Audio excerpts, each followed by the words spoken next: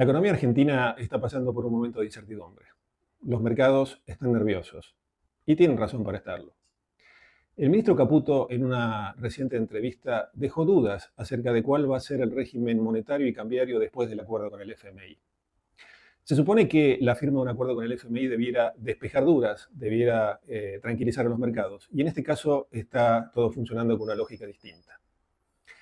El gobierno no ha revelado hasta el momento cuáles son las tasas de interés a las cuales se firmaría el acuerdo, no ha revelado cuáles son los montos definitivos del acuerdo y, lo más importante, no ha develado cuál es el cronograma de desembolso de fondos. Y esto es fundamental, porque el cronograma de desembolso de fondos va a tener una directa implicancia en la posibilidad de una mayor o menor liberalización del cepo cambiario.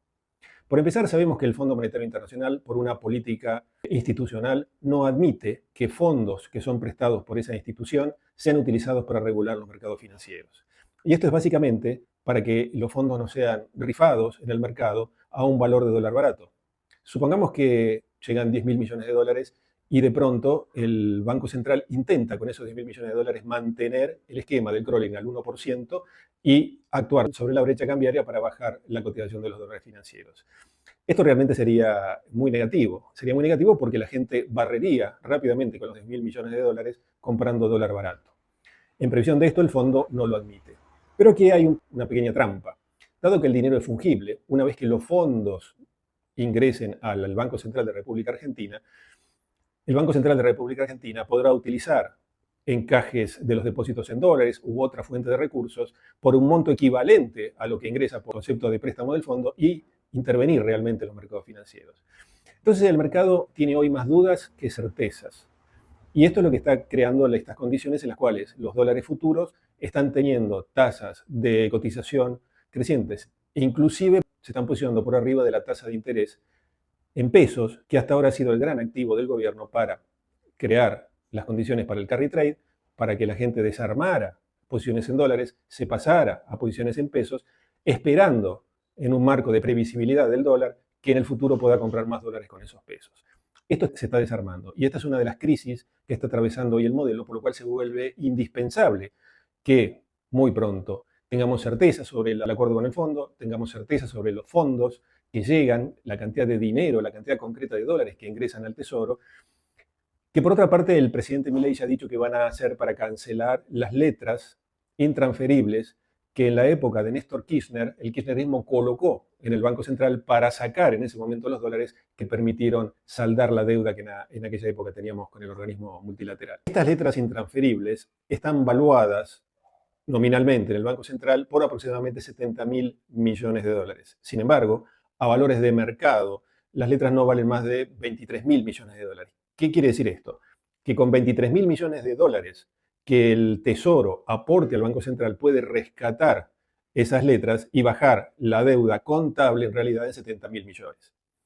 Esto no deja de ser una cuestión de números financieros, más vinculado a la contabilidad que a la economía real, ya que en realidad lo que el Banco Central tiene hoy, dado por el Tesoro en la época de Néstor Kirchner, son lo que comúnmente se denominan papelitos de colores. Es decir, es una deuda del Tesoro que nunca se va a pagar, que es totalmente refinanciable y que no es exigible, porque sería el Banco Central exigiendo una deuda al Tesoro. Es decir, que no tiene demasiado sentido. Sin embargo, el presidente Milei utiliza este argumento para justificar que va a capitalizar al Banco Central y va a mejorar de esa manera el balance del mismo.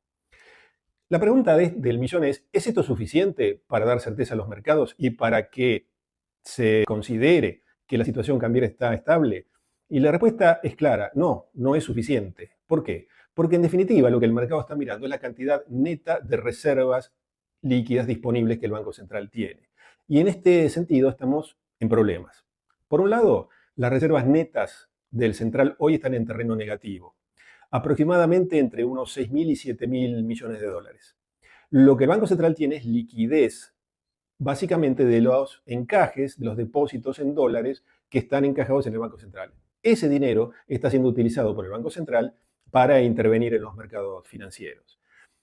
Esta es una regla que todos los bancos centrales del mundo pueden hacerlo, pero dada la especial característica de la economía argentina como economía bimonetaria, donde en realidad nosotros no solo tenemos al peso como moneda, sino que tenemos al dólar como unidad de referencia y que utilizamos el dólar como moneda de ahorro, Esto es verdaderamente un problema, porque al tener reservas negativas, nosotros necesitamos que rápidamente estas reservas pasen al terreno positivo para que los mercados puedan sentir la tranquilidad de que hay dólares respaldando realmente la cantidad de pesos de la economía. Otra de las grandes cuestiones que el gobierno está presentando y que creo yo merecen un análisis es la respuesta a la pregunta: ¿existe la suficiente cantidad de pesos en la economía como para producir una demanda sostenida sobre los dólares financieros? El gobierno sostiene que no, porque no está emitiendo dinero para financiar al Tesoro. Sin embargo, el gobierno está emitiendo dinero para comprar dólares y por lo tanto existe dentro de la economía una cantidad de pesos reforzada por la cantidad de pesos en depósitos de los particulares, lo que se llama M2 y M3 en términos monetarios, que podrían darse vuelta y presionar sobre los dólares. El carry trade, el famoso carry trade, que hasta ahora ha venido sosteniendo a la brecha financiera en niveles mínimos. En realidad el carry trade se realiza cuando la gente que lo está ejerciendo se da vuelta y demanda los dólares. Si yo vendo dólares para colocarme en pesos, para tener una tasa de interés que me permita en el futuro comprar más dólares, solamente puedo realizar esa ganancia en el momento en que me doy vuelta, me desprendo de los pesos y compro los dólares. Hay un ejemplo que creo que grafica bastante bien esto. Si yo hoy me compro una casa en $100.000 y dentro de 3 años viene un tasador y me dice que vale $300.000, yo en realidad no puedo decir gané $200.000. Solamente podré decir gané $200.000 en el momento en que vendo la casa. Es decir, en el momento en que realizo la operación y vuelvo a tener una cantidad mayor de dólares de las que originalmente usé para comprar la casa. Bueno, en el carry trade es exactamente igual. Si yo vendí X cantidad de dólares, me pasé a pesos, con esos pesos lo coloqué a tasa y con esa tasa pretendo ganar dólares en el futuro, únicamente puedo realizar la ganancia cuando vuelvo al dólar y vuelvo a comprar dólares. Y este es el problema. Un desarme masivo del carry trade no es soportable por la cantidad de reservas que el Banco Central tiene. Definitivamente. Y esto el gobierno lo sabe. Es por eso que la tasa de interés no ha bajado al nivel de lo que está bajando la tasa de inflación, porque se necesita una tasa de interés positiva que permita que el carry sobreviva. El gran problema aquí es cómo hacemos para que el carry sobreviva y tener un banco central con reservas líquidas positivas si los inversores internacionales en realidad no están inundando el mercado de dólares en la Argentina. Aquí me parece interesante que discutamos el siguiente punto. Caputo viene llevando a cabo un programa económico que, si uno lo mira en forma dinámica, tiene algunos rasgos de inconsistencia importante. Cuando comienza su gestión produce una devaluación de un 50%. El dólar pasa de 400, se va a 800 pesos. Si nosotros actualizáramos ese valor del dólar de 800 pesos de diciembre de 2023 por la inflación que hubo hasta marzo de 2025, estaríamos hablando de un dólar en términos reales de unos 1.840 pesos. Los dólares financieros están hoy rondando los 1.300 y el dólar oficial rondando los 1.100 pesos. Es decir, que todo el efecto de la devaluación inicial ya fue comida por el mercado, ya fue descontada por el mercado. La República Argentina tiene una traslación de devaluaciones a precios internos de aproximadamente un 80% del valor, es decir, de cada 100 pesos que se devalúan, 80 van a ser trasladados finalmente a precios, en un lapso que varía entre 6 y 7 meses. Por lo tanto, podemos decir que aquella devaluación original le dio oxígeno al gobierno, básicamente para hacer durante el primer semestre del año 2024 la licuación del gasto público. Esa es el gran activo fiscal del gobierno. El gobierno licuó gasto público. Tuvo un año 2024 con un presupuesto del año 2023 que además se licuó por una devaluación formidable. Pasado el primer semestre, entrando ya en el segundo semestre, comenzaron a utilizar lo que el gobierno denomina la motosierra, ¿no? Que ya se ha convertido casi en un símbolo del relato del gobierno de Milei. ¿Qué es la motosierra? Básicamente la reducción del gasto público, pero ahora sí, no en términos nominales por efecto de la licuadora, sino recortando áreas, sacando gente del Estado, recortando salarios y otro tipo de beneficios. Pero esto tiene también un límite, digamos, la motosierra no puede ser infinita. Hay un límite en el cual el Estado deja de achicar el gasto público y la tasa de inflación para ese momento tendría que estar acompañando las previsiones que el gobierno viene haciendo. De hecho, hace 2 meses que el crawling peg, la tasa de evaluación, bajó del 2% al 1% y sin embargo la resistencia de la inflación a bajar del 2% es muy grande. En el mes de marzo aunque todavía no se ha conocido el número, seguramente el número será muy similar al mes de febrero, 2.4, 2.5, 2.3, rondará esos valores. Esto significa que estamos en un piso difícil de perforar de la tasa de inflación y que se necesitan más certidumbres como para que esto se logre. En este sentido, creo que es importante considerar que este año está dividido en dos partes, para mí, totalmente distintas. Hasta octubre, mes de las elecciones, y post-octubre.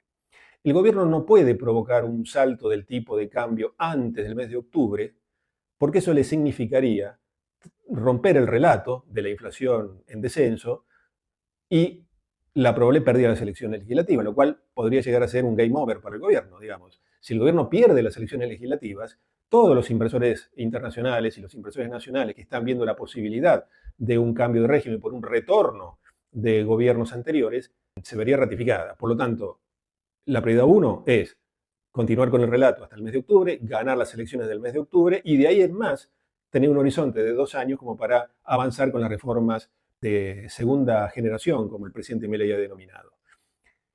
Por eso me parece que es clave. No podemos permitir, dentro del marco teórico que el gobierno está manejando, una gran devaluación, un gran salto devaluatorio hasta el mes de octubre. Otra de las cuestiones fundamentales de la economía argentina que hoy está en pleno debate es si existe o no existe atraso cambiario. Al respecto hay muchas opiniones, algunas interesadas, otras no. Por ejemplo, el presidente Milei claramente sostiene que no existe atraso cambiario. En el mismo sentido, José Luis Esper, presidente de la Comisión de Presupuesto de la Cámara de Diputados, sostiene en el mismo sentido que el atraso cambiario no existe y lo fundamenta en el saldo de la balanza comercial. Si tenemos superávit comercial, no puede haber, según su interpretación, atraso cambiario. En este punto me gustaría introducir una variable nueva al análisis, que está basada en información oficial. El Banco Central de la República Argentina elabora desde hace muchos años el índice del tipo de cambio real multilateral, que básicamente es el índice de tipo de cambio de la República Argentina ponderado por los tipos de cambio de los países con los cuales nosotros tenemos el mayor intercambio comercial. Este índice creo que es muy importante porque muestra no solo el tipo de cambio nominal y real de la Argentina como país independiente, sino su interrelación con los países con los cuales comerciamos. Y creo que en definitiva es lo que da un panorama mucho más global del problema. Cuando nosotros vemos este gráfico elaborado, reitero, por el Banco Central de la República Argentina, vemos claramente que el valor que tiene el índice de tipo de cambio real multilateral hoy es bastante cercano al que tenía este índice en el momento de la salida de la convertibilidad. Esto debiera generar alguna preocupación, porque si nosotros vemos el gráfico, vemos claramente que en la primera parte del gráfico hay una línea bastante horizontal, que son los últimos días de la convertibilidad, y de pronto hay un salto importante del dólar, que es la salida de la convertibilidad, es el pasaje del 1-1 al 4-1. Luego vemos una pequeña caída del valor y la estabilización en 3 y pico, que duró muchos años, básicamente toda la primera parte de la gestión del gobierno de Néstor Kirchner. Hoy ese índice está muy cercano a lo que fueron los últimos días de la convertibilidad. Esto no significa que estemos en la antesala de un salto semejante al que padecimos a la salida de la convertibilidad, porque las condiciones macroeconómicas son diferentes. Hoy en día tenemos un superávit fiscal sólido y tenemos un presidente que defiende, y creo yo que tiene como casi única política central, mantener este superávit fiscal. Sin embargo, cuando nosotros analizamos este índice, vemos claramente que existe hoy atraso cambiario. Veámoslo desde otro punto de vista. En el momento de asumir el gobierno Milei, el dólar pasa de costar 400 pesos a 800 pesos. Es una devaluación de un 100% que en realidad significa una pérdida de poder adquisitivo del peso de un 50%. Esta pérdida de valor es rápidamente asimilada por el mercado. Si nosotros vemos la tendencia a lo largo de todo el año 2024, vemos que la tasa de inflación fue comiendo esta apreciación cambiaria que Milei había generado. Esto ayudó al gobierno a lograr el primer superávit fiscal después de muchos años. Pero más allá de eso, creo que acá lo importante es concentrarnos en que ese salto cambiario que se produce a valores de hoy significaría que esos 800 pesos por dólar de diciembre de 2023 serían hoy el equivalente a 1.800. Es decir, que si quisiéramos mantener hoy el mismo nivel de tipo de cambio real que teníamos en el momento en que Milei produce la devaluación, hoy el dólar debiera costar 1.800 pesos. Esto no significa que si el mercado se liberara mañana y se eliminara el cepo, el dólar va a llegar a ese valor. Pero creo que sirve como un elemento de análisis. Tengamos en cuenta entonces, por un lado, el gráfico. El gráfico muestra claramente un tipo de cambio real multilateral atrasado. Y por otro lado, veamos que si actualizáramos el valor al que llegó el dólar en diciembre del 2023, ese valor estaría en 1.800. Acá se plantea un tema fundamental. ¿Qué va a exigir el Fondo Monetario Internacional para firmar el acuerdo? ¿Cuál va a ser el régimen monetario y cambiario que el Fondo Monetario Internacional va a imponer a la Argentina? También en esto, ante la falta de certezas y ante la incertidumbre, el mercado analiza varias opciones. Una de las opciones es volver a las famosas bandas de flotación cambiaria. Las bandas de flotación cambiaria fueron instrumentadas durante el gobierno de Macri por Guido Sandleris, donde se fijaba una banda entre 34 pesos por dólar y 44 pesos por dólar como inicio, y que mientras el dólar flotara dentro de esa banda, el Banco Central no intervenía. Si el dólar tocaba el techo superior de la banda, el Banco Central intervenía vendiendo dólares, bajando el precio, y si tocaba la banda inferior, el Banco Central compraba dólares para subir el precio. Esta flotación cambiaria tuvo una etapa inicial de estabilización de la economía, pero luego, como ya sabemos, terminó muy mal. Y creo que hace poco escribí un artículo al respecto. Creo que debemos aprender de eso. La banda cambiaria introduce incertidumbres en el mercado. Y la verdad es que la economía argentina lo que necesita hoy son certidumbres. No incertidumbres, porque en realidad el proceso de inversión que se requiere para elevar los niveles de productividad de la economía no van a llegar nunca si los inversores internacionales y los grandes capitales nacionales no consideran que el marco macroeconómico del programa económico es sostenible dinámicamente, es decir, sostenible a través del tiempo. Hemos dicho que el programa económico hoy comienza a presentar importantes inconsistencias dinámicas. Una de estas inconsistencias dinámicas tiene que ver con esto, con esta discusión acerca del tipo de cambio. Entonces, volvamos un paso atrás. ¿Qué nos va a exigir el Fondo Monetario Internacional? Alternativa 1, bandas cambiarias. Alternativa 2, flotación administrada, es decir, una flotación del tipo de cambio, creando un tipo de cambio único, donde el Banco Central pudiera intervenir ante algunos valores que no están prefijados como en el esquema de bandas, sino que producir una gran devaluación antes de las elecciones del mes de octubre sería sumamente peligroso para el gobierno y comprometería seriamente el resultado electoral. Por lo tanto, desde el punto de vista político, económico, lo más lógico sería que el gobierno intentara transitar el periodo marzo-octubre con un dólar de alguna forma controlado, es decir, con un cepo que puede comenzar a desarmarse en algunos aspectos muy puntuales. El cepo es como una cebolla, tiene diversas capas. Puede empezar a desarmarse en algunos aspectos puntuales, pero que el corazón del cepo, que es la posibilidad de que todo aquel que lo quiera pueda acceder a un valor del dólar libre, creo que esta alternativa debe ser descartada por el gobierno hasta el mes de octubre. En el mes de octubre, si el gobierno obtiene un buen resultado electoral, se abre un panorama de 2 años en el cual se pueden avanzar con las reformas económicas estructurales que faltan, pero en un contexto ya de mayor previsibilidad en cuanto al escenario económico.